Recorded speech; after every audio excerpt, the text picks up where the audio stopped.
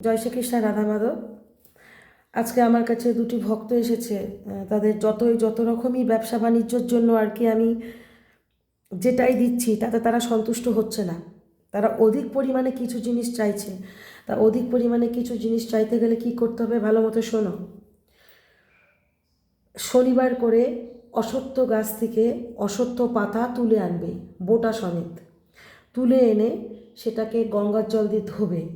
ধুয়ে ঠাকুরের সিংহাসনে রেখে ধূপ ধুনা দেখিয়ে সেই পাতাটাকে পুজো করে ধূপ ধুনা দেখিয়ে পাতাটিকে কি করবে, যাদের ব্যবসা আছে, গদি আছে, গদির নিচে রাখবে। যাদের লকার আছে, ক্যাশ বাক্স আছে, ক্যাশ বাক্সে রাখবে। রাখার পরে ঠিক এই রকম 7টা শনিবার করবে, বিধি মতো ঠিক সেম প্রসেসেই করবে। করে ওরকম ক্যাশ বাক্সে রেখে দেবে পূজা আদি করে।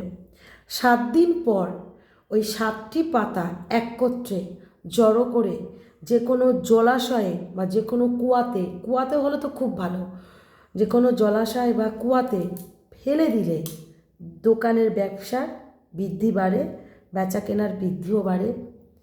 যতটুকুতে তুমি সন্তুষ্ট থাকছো না তার থেকেও বেশি যদি সন্তুষ্ট হতে চাও এটি প্রয়োগ করতে পারো। এটি পরীক্ষামূলক। তোমাকে বলতে পারলাম। জয় শ্রীকৃষ্ণ, রাধা মাধব। এই যে এই মা জননীটা, ঠিক আছে।